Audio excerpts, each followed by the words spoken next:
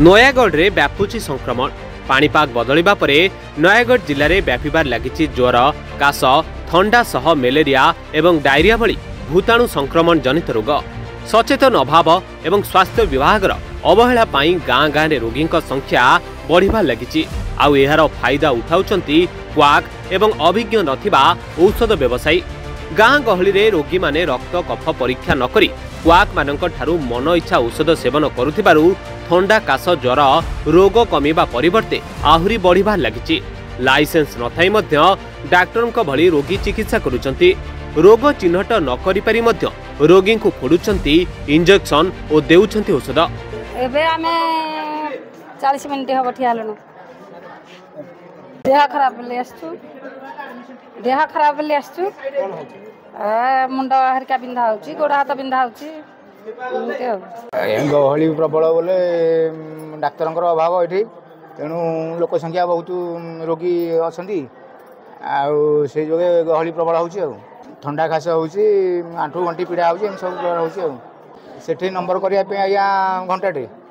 एठे 40 minute रही blood परीक्षा हम तापर मेडिसिन हो 3 घंटा 5 घंटा जीव हईराण हाँ पड़ू बेसी माने देखना लोक संख्या आज्ञा अधिका लोक संख्या बहुत हिंदी सीरियल छिड़ा पड़ू जेहेतु डिस्ट्रिक्ट हेडक्वार्टर हॉस्पिटल मुझे जानवे लोक संख्या तो नॉर्मल रोचे माने इवन आपन तो एक कथा भी तो कहि परिबेनी कि नहीं हाँ ठंडा काश ज्वर होउछि तो आम मेडिकल जीवुनी सेटा तो रिक्वायरमेंट लोकंकर तो से गवर्नमेंट किसी चैनलाइज होगा दरकार जो मान जनरल लोक से ओपीडी जो मानकर टिके सीरियस अच्छी से स्पेशलिस्ट प्रोवाइड करवा दरकार बट तो जनरली स्पेशलिस्ट ही ठीक ठाक टाइम रे रहउना सेही बड़ी आदिवासी बहुल ग्राम्य गुड़िकरे एबे मेलेरिया आक्रांतक संख्या हु होई बढ़िबा लागिछि विभिन्न स्वास्थ्य केन्द्र रे डाक्टर और कर्मचारी अभाव फायदा उठाउचंती क्वाक व्यवसायी माने दसपला ब्लॉक रो चढ़ैयापल्ली कलसा खमण दुड़ा पोखरी गोछा नुआ गाँ पूजामेंढी कुलुरु कंपा घुगुड़ीपड़ा घोड़ाहांडी और नछीपुर आदि पंचायत रे मेलेरिया एवं थंडा काश ज्वर रोगी संख्या व्यापार लगी राज्य में कोविड संख्या बढ़लानी तेणु थंडा काश भी लगी रही तेणु आम जिले में कोविड टेस्ट करा जाऊ गहली थंडा काश लोक बढ़लानी तेणु मेडिकल जनसंख्या बढ़ी यही थंडा रोगी मानक कोविड टेस्ट करा दरकार नहीं मेडिकल को तो मुझे मेडिकल प्रबल गहली एते प्रिकसन बोली किसी ना इे दिल्ली में ओडिशा रे भी किसी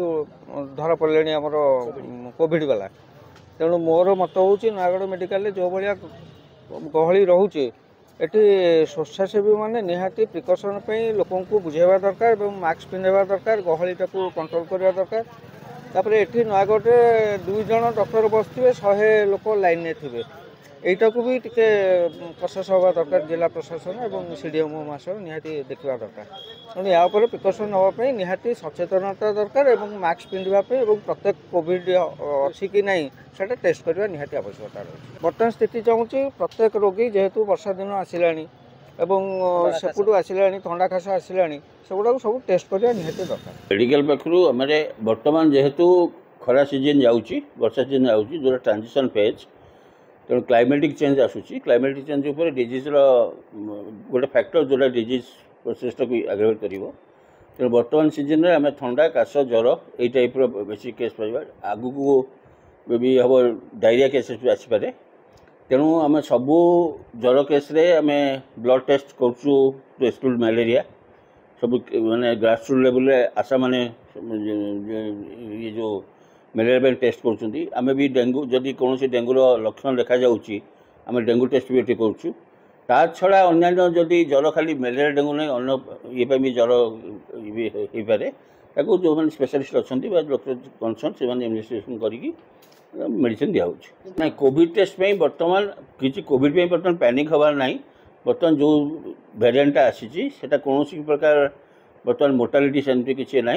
किंतु आम पाक बर्तमान स्टेट रू किसी गाइडलाइन आसनी स्टेट रू गाइडलाइन आसिले आम बर्तमान स्टेप नहीं नयागढ़ मानस कुमार साहू का रिपोर्टर्स टुडे।